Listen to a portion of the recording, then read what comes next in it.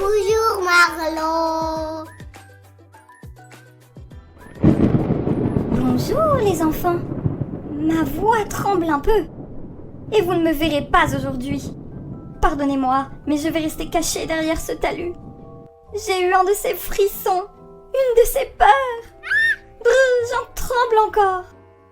Le chat de Monsieur Bear rôde dans les parages. Vous l'avez vu? Avec ses longues griffes et ses dents pointues. Juste là! Derrière vous! Bouh! Vous avez sursauté? Vous avez eu peur? Je vous ai bien eu. Trêve de blagues. Je fais le malin. Mais ce satané chat était vraiment là tout à l'heure. Mon sang s'est glacé. Je me suis fait tout petit. Et grâce à cela, il ne m'a pas vu. Je ne pouvais pas lever une patte. Le problème, c'est que je suis restée immobile, incapable de bouger. Bien longtemps après son départ. C'est ennuyeux quand la peur ne veut pas partir comme ça. Ça vous est déjà arrivé? Oh oui. Et si nous allions explorer de plus près ce que nous dit la peur?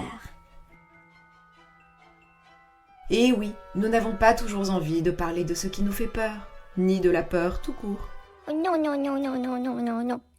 La peur, nous l'imaginons souvent comme quelque chose de mauvais. Tu sais, cette fameuse phrase que tu as déjà dû entendre. Allez, n'aie pas peur.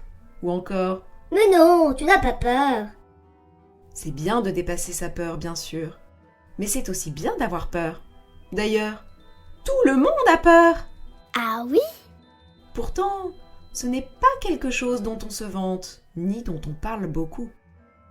Peut-être qu'on ne la comprend pas toujours très bien. Hein? Qu'est-ce que la peur? La peur arrive souvent comme un courant d'air froid. Dans notre esprit, mais aussi dans tout notre corps. C'est une émotion, un peu comme la joie ou la colère. Elle a un message très important pour toi. Attention, il y a peut-être un danger. Parfois, ce danger est réel. Une voiture qui va trop vite, une falaise, un serpent. Est-ce que tu penses à une fois où tu as eu peur face à un danger? Parfois, j'ai peur de me faire mal dans la cour. Moi, j'ai eu peur la première fois que j'ai fait de la trottinette à 2 roues. D'autres fois, ce danger est seulement dans ta tête. Et si on se moquait de moi? Et si j'échouais? Et si quelque chose de mauvais m'arrivait dans le futur? Est-ce que cela te rappelle quelque chose que tu aurais déjà ressenti?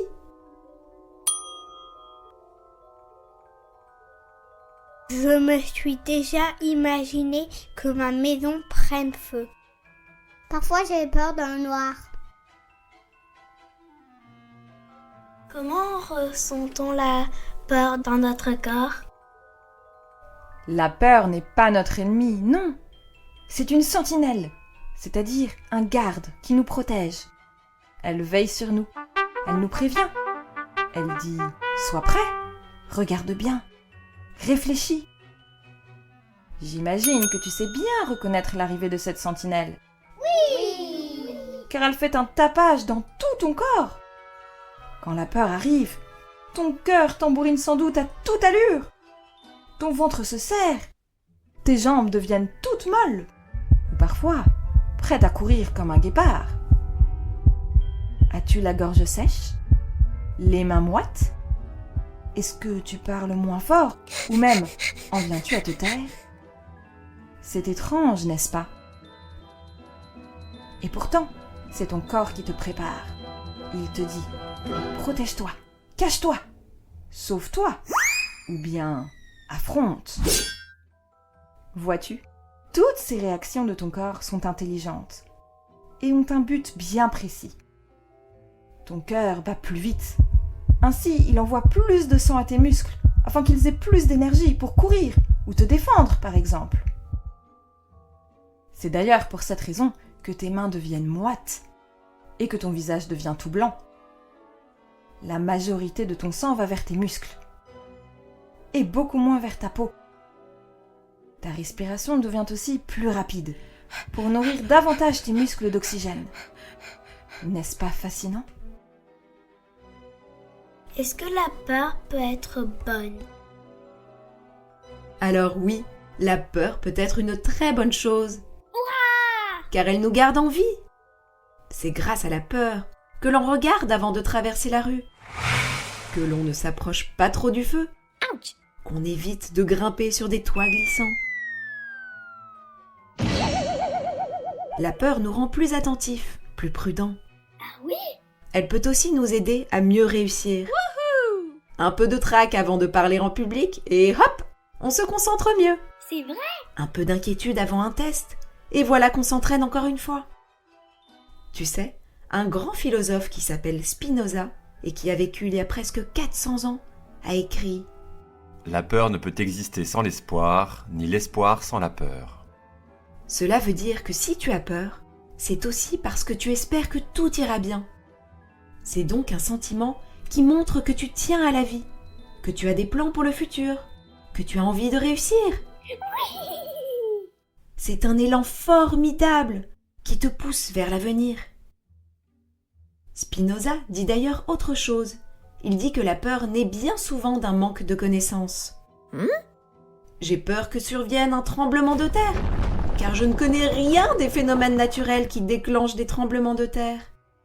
Le glissement de plaques de croûte terrestre. Les tremblements de terre ne surviennent ainsi pas n'importe où, ni n'importe quand. Notre peur nous invite à nous renseigner, à nous former, et ainsi à nous libérer. Tellement bien! Si toi ou moi tâchons de la remplacer par des connaissances, alors nous voilà doublement plus forts. Nous serons plus instruits et plus libres.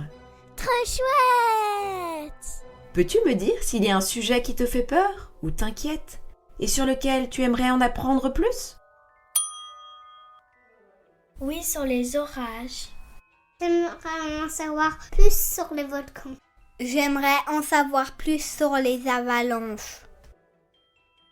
Et quand est-ce que la peur est mauvaise? Je suis contente, car je suis sûre que comme moi, tu es maintenant convaincue de toutes les qualités de la peur. Cette émotion à laquelle personne n'échappe. Mais voilà, je sais aussi que parfois, tu voudrais bien t'en débarrasser.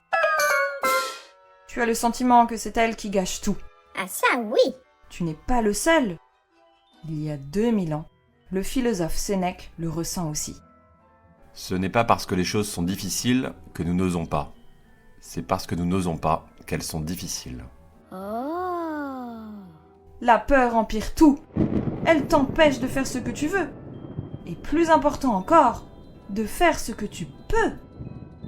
Tu te sens certainement comme Albert Camus, grand écrivain et penseur français du siècle dernier, qui dit « La peur est le plus grand ennemi de l'homme car elle lui fait oublier ce qu'il est capable de faire. » Quand la peur devient trop grande, elle prend toute la place. Elle nous empêche d'avancer, de jouer, d'essayer, de rêver. Elle fait de tout un danger, même des choses qui ne le sont pas vraiment. C'est comme un parapluie qu'on tiendrait ouvert alors qu'il y a un grand soleil. Au bout d'un moment, il nous cache la lumière. Et puis, il y a des peurs qu'on garde longtemps sans en parler. Elles deviennent alors toutes puissantes, comme des monstres imaginaires. Et souvent, quand on ose en parler, elles rapetissent d'un coup.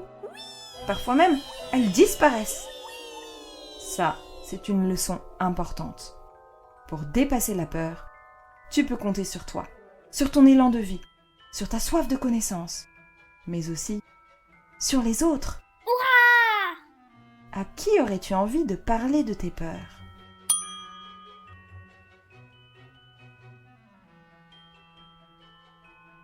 À mes parents.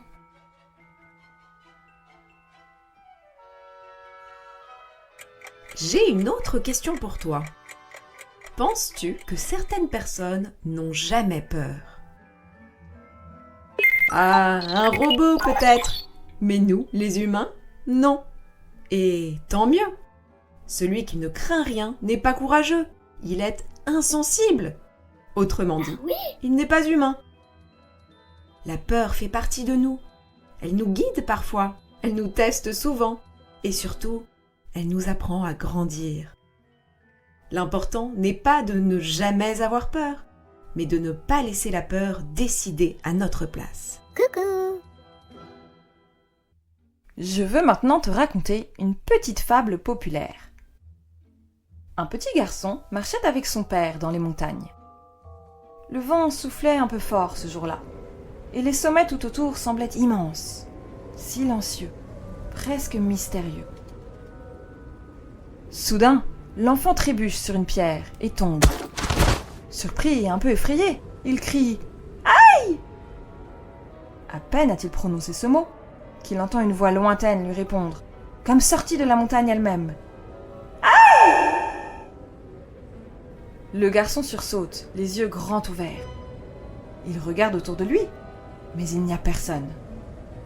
Alors il crie plus fort « Qui est là ?» Et la voix revient identique. « Qui est là ?» Pris de panique, l'enfant se serre contre son père et dit « Papa, quelqu'un me suit, quelqu'un me parle. Il est caché quelque part, j'en suis sûre. » Son père le regarde avec douceur. Il s'accroupit à ses côtés et dit calmement « Écoute bien, ce que tu entends, ce n'est pas un monstre, ni un inconnu. C'est ton propre cri que la montagne te renvoie.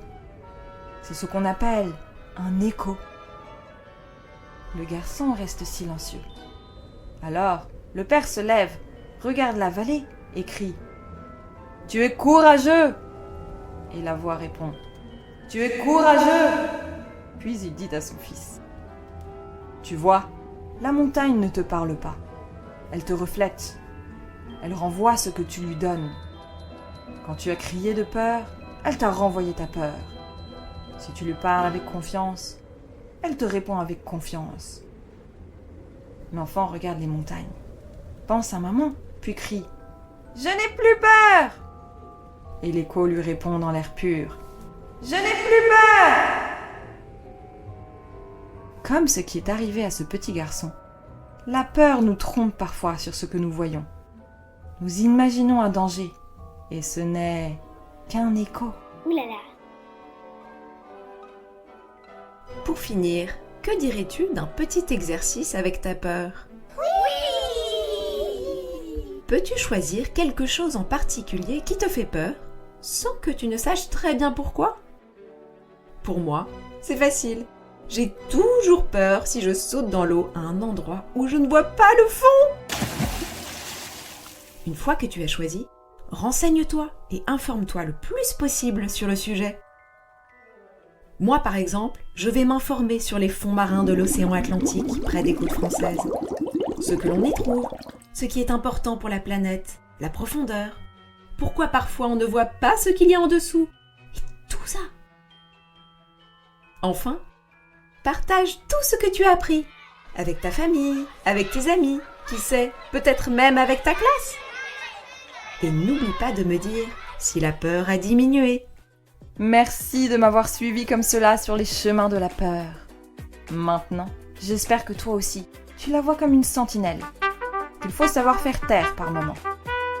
Je te quitte sur ce petit proverbe de Marlowe. La peur est comme ton ombre.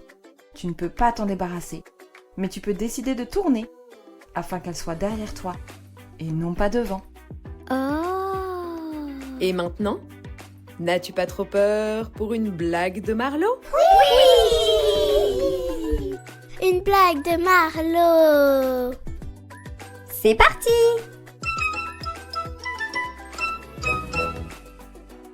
Toto demande à sa maman. Maman, est-ce qu'on a le droit de crier sur quelqu'un? Non, Toto, ce n'est pas bien. Tant mieux, parce que j'ai cassé le vase de grand-mère.